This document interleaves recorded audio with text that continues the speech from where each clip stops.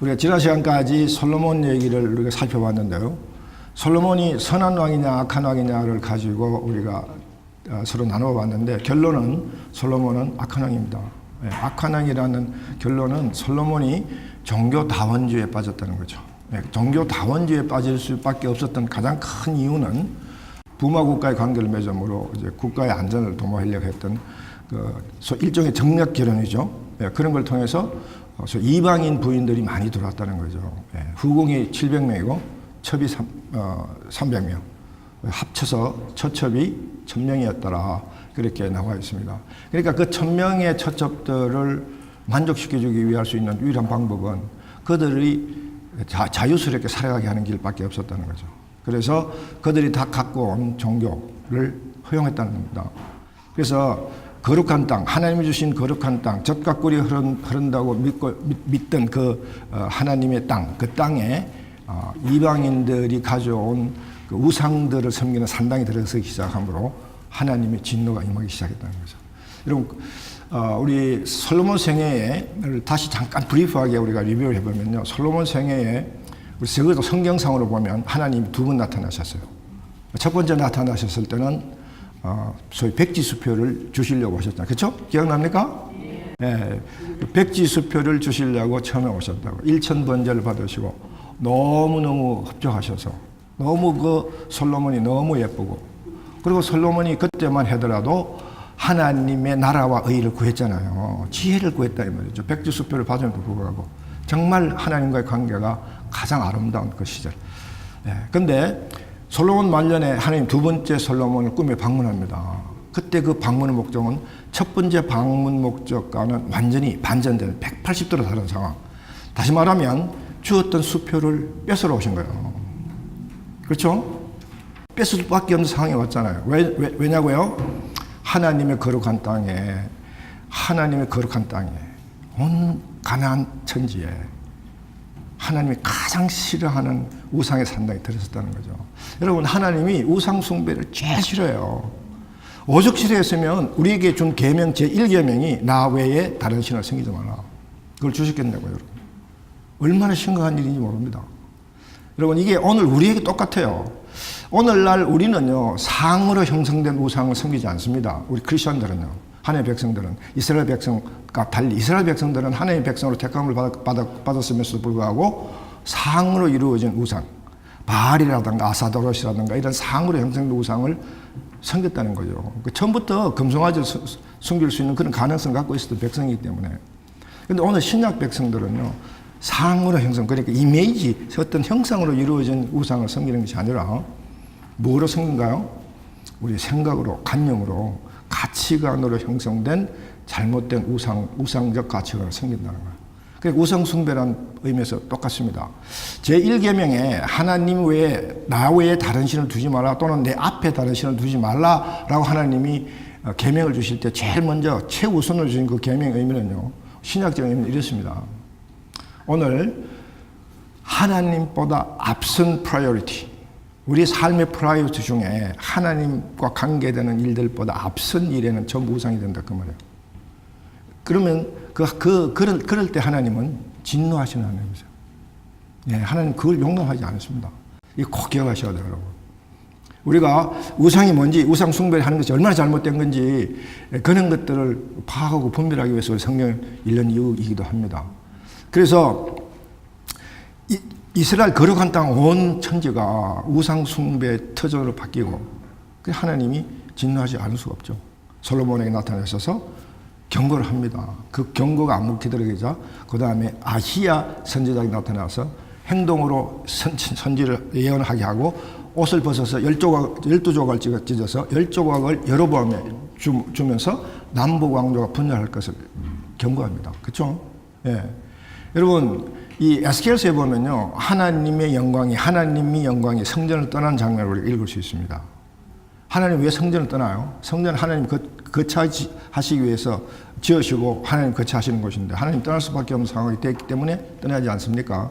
그게 므낫세, 우리가 이제 곧 읽게 됩니다. 공부하게 됩니다만은 그 므낫세 시대 때는요, 솔로몬 이 성전이 얼마나 더럽혀지는지 몰라요.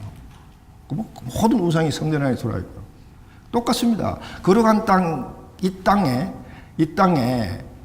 이방 우상이 들어왔다는 것 자체는요, 하나님의 성전에 이방 신상들이 들어왔다는 것과 똑같습니다. 예, 그게 공간의 차이가 있다는 거죠. 의미적으로 마찬가지죠. 하나님 떠나세요. 마찬가지로 하나님이 솔로몬을 떠날 수밖에 없다는 거죠. 그래서 솔로몬은 그래서 이제 솔로몬 왕국이 분열되는 그런 비극을 초래하게 되죠. 예. 그래서 우리는 솔로몬을 악한 왕으로 취급하게 됩니다. 그래서 솔로몬이 세 권의 저서를 남겼는데 그게 잠언, 아가, 그리고 전도서입니다. 이제 우리 이 시간에 솔로몬의 저서들을 커버할 텐데, 열왕기상 4장에 보면 솔로몬이 잠언을 3,000가지를 썼고요. 그리고 노래를 1,005가지 썼다고 기록되어 있습니다. 잠언은 솔로몬이 쓴 게 거의 전부예요.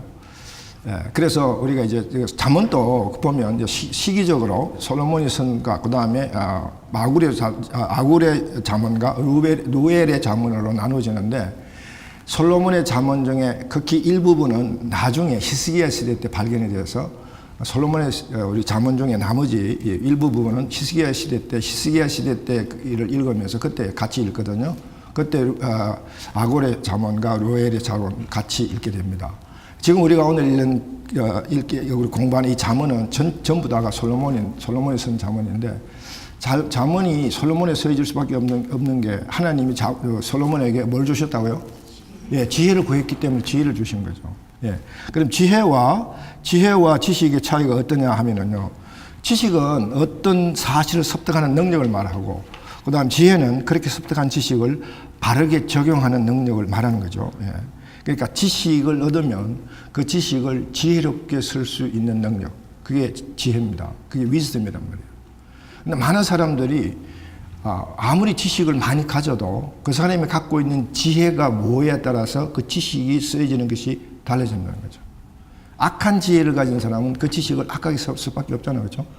하나님이 주신 지혜를 가진 사람은 우리가 비록 이 세상의 지식을 얻으실지라도 그 세상 지식을 하나님 나라를 위하여 쓸 수 있는 그런 능력을 갖출 수 있게 되는 거죠.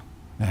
이 그러나 성경의 지식마저도 우리가 하나님이 주신 지혜, 그게 의지하는 하지 아니하고 세상적 삶을 통해서 얻어진 그런 지혜를 가지고 하나님 성경의 지식을 쓸 때 그 성경 지식이 왜곡된다는 거죠. 그렇게 한 것들이 다 이단들이 그런 데서 나옵니다. 그러니까 우리가 지혜를 바른 지혜, 하나님 주시는 지혜를 가질 필요가 있다는 거죠. 그래서 솔로몬이 그런 하나님으로부터 받은 지혜를 가지고 많은 잠언을 적고 그 잠언을 집대성해서 지금 우리가 잠언 31장에 해당되는 잠언을 책이 완성이 됐는데요. 근데 잠언은요, 이 통독으로 읽기에는 너무 아쉬운 책이에요. 너무 진지한 책이에요. 우리 통독의 잠언은 하루 반 정도면 다 읽어요. 근데 사실 잠언 그렇게 우르륵 읽기에는 너무 아까운 부분이 너무 많아요. 잠언 한 절 놓고 우리가 시리어스하게 정말 묵상하고 반성하고 읽어야 할 그런 대목들이 너무 많이 있습니다. 그래서 제가 이 잠언 강의할 때마다 빼지 않고 제한이 하나 있는데요. 여기도 예외 없습니다. 여러분 꼭 실천했으면 좋겠네요. 잠언은 31장으로 된 책인데 한 달에 한 번씩 읽으세요. 하루에 한 장씩 읽으면 30일 되는 날은 마지막 날 2장 읽으면 되니까. 그래서 하루에 한 장을 읽는데 우리가 보통 통독에서는 하루에 한 장인데 한 3분이면 3분밖에 소요가 안 되지만은, 그러나 여러분이 이 묵상하며 읽고 큐티하면서 읽을 때는 시간 제한이 없죠. 만약에 여러분들이 한번 그렇게 시간을 엑스트라를 더 내서 정말 잠언 읽는 데 시간을 투입해서 잠언을 묵상하고 큐티하면서 깊게 읽을 수 있는 그런 상황이 만들어지면, 아니면 억지로 만드셔서 하루에 잠언 한 장씩 꼭 읽으십시오. 그래서 한 달이면 잠언 전체를 한번 읽을 수 있습니다. 그런데 그렇게 한 달 읽어가지고는 효과가 없습니다. 그렇게 하기를 1년 12달 한번 해보세요. 예. 어떤 변화가 있을까요? 변화가 있을까요? 없을까요? 그렇게 열심히 했는데도 변화가 없다면 그건 내가 할 말이 없는데, 그렇게 해서 나를 포함해서 많은 사람들의 많은 지혜를 얻게 되는 그런 변화가 있습니다. 미리 말씀드리는 것은 잠언은 많은 구절들이 명령문으로 되어 있습니다. 근데 그 명령문으로 되어 있다 그래서 그것이 구약에 나오는 율법이나 규례가 갖는 명령문처럼 어떤 구속력을 갖는 건 아니에요. 왜냐하면 잠언의 그 명령문의 내용은 우리의 죄 또는 범죄 또는 선과 악을 범죄적으로 구별해내는 그런 그 기준이 되는 명령이 아니라 이건 어디까지나 인간이 인간에게 하는 권면 같은 성격을 띈 명령입니다. 그렇기 때문에 율법과 규례와 같은 구속력은 갖지 않는다 하더라도 우리는 우리 삶을 분별할 수 있는 능력을 잠언을 통해서 얻을 수 있게 되죠. 어떤 것들이 더 선하고 어떤 것이 더 악한가를 구별해낼 수 있는 능력을 얻게 돼서 우리의 삶이 더 풍성합니다. 그러므로 잠언에 나오는 명령문은요, 우리의 죄악을 결정하는 그런 명령이 아니라 우리의 유익을, 우리의 삶의 유익을 더 풍성하게 해주는 그런 의미를 갖고 있는 명령이다. 그렇게 생각하시면 됩니다.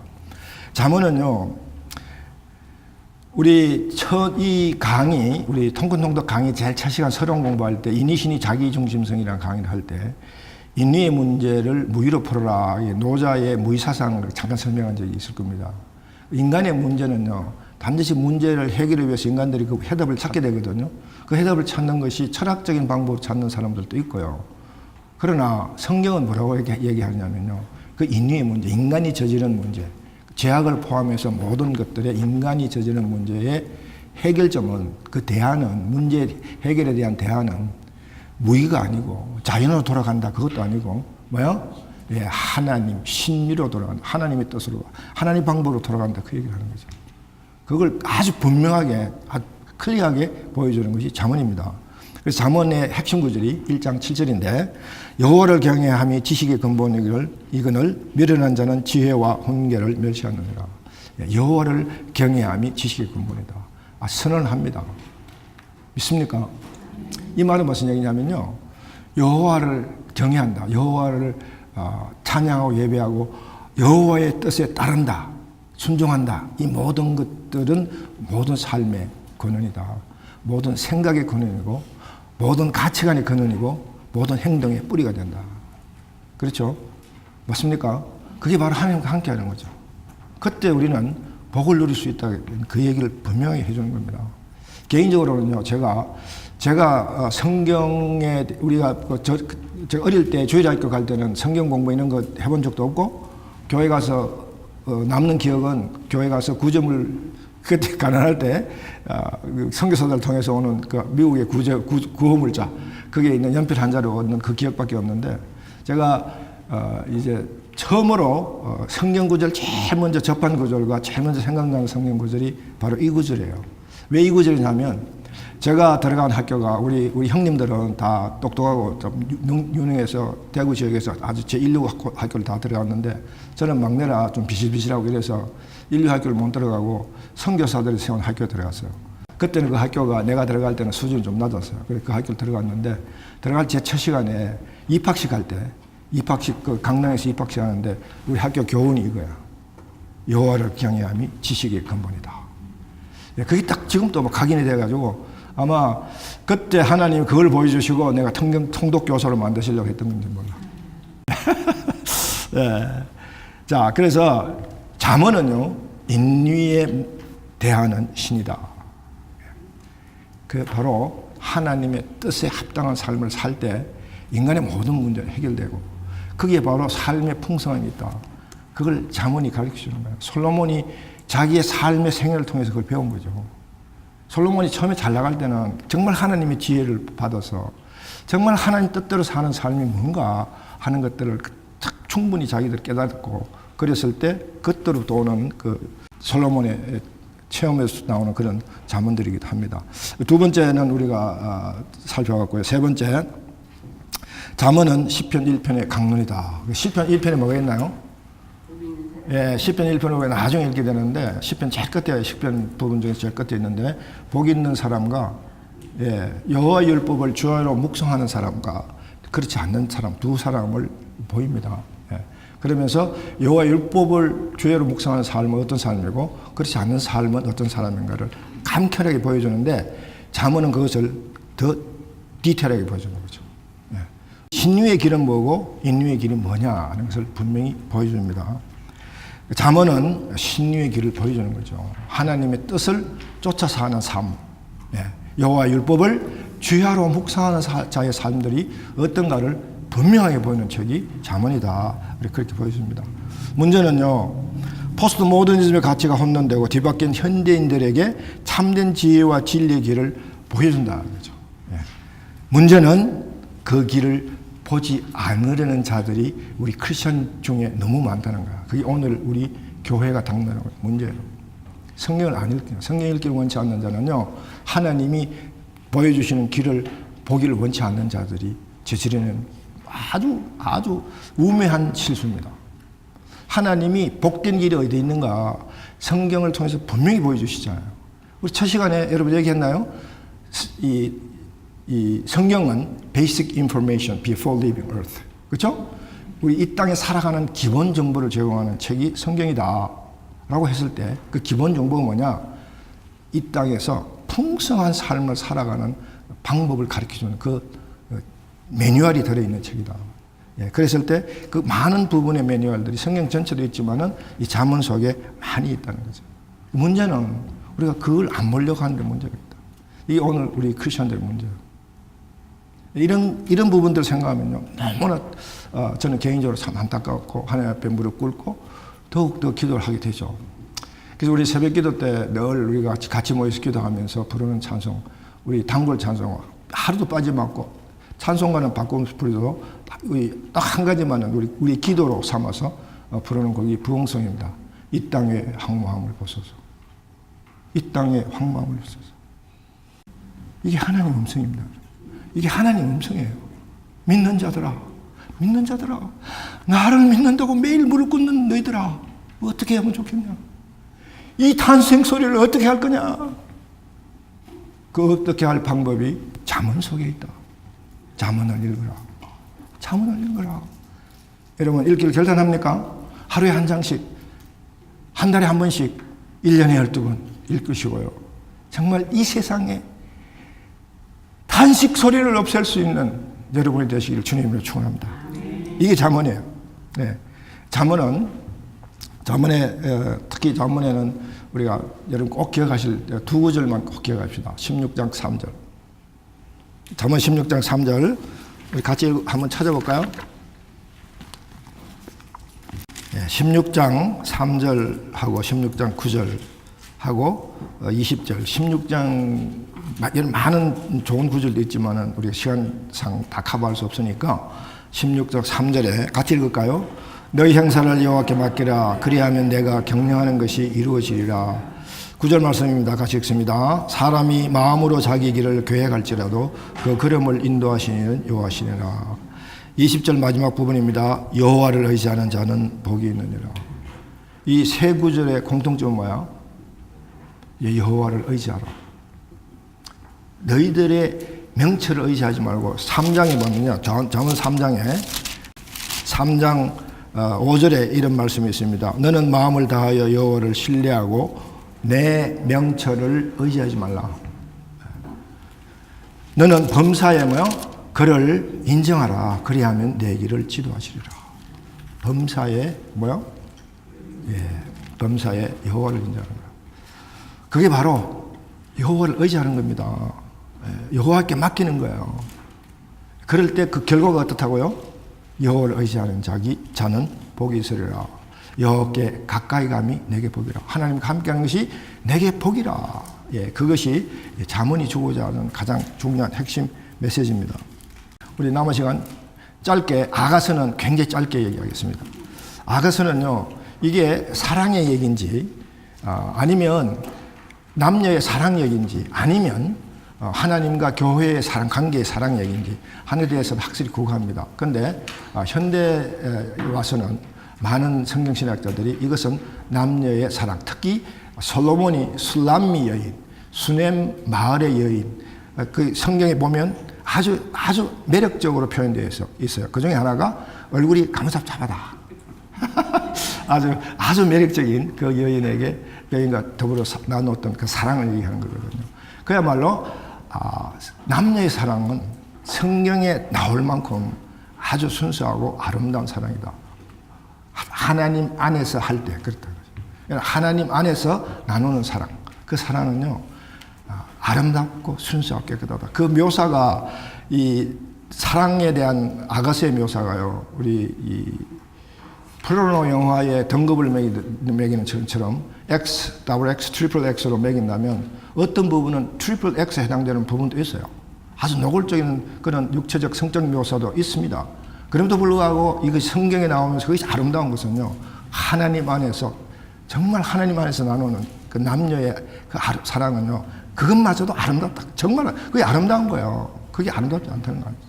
그래서 이 헬라식 사고방식에서는 사랑을 네 가지로 나누죠. 그래서 그 사랑의 성격을 네 가지로 다 나눕니다. 이게 헬라는요, 분석적이기 때문에 그래요. 그러나 히브리는 통합적이거든요. 모든 것들이 통합해서 한 덩어리로 묶어 생각하고 싶고요. 우리 한국 사람들처럼요. 한국 사람들은 다 넣어가지고 한 덩어리로 비빔밥 비비잖아요. 이게 통합 정신이거든요. 참 한국 이 음식 문화에서도 우리 그 민족성을 볼 수 있는데 우리 한국 민족이 그런 점에서 굉장히 멋있다는 거죠.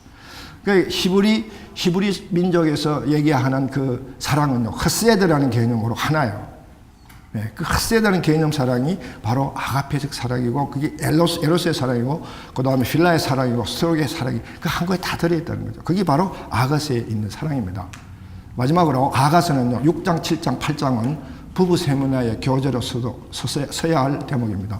그리고 부부가 같이 읽어야 되고요. 그것도 이불 속에서 읽으면 더 멋있습니다. 네. 여기까지가 우리 솔로몬의 저서 중에 잠언과 아가스 강의입니다.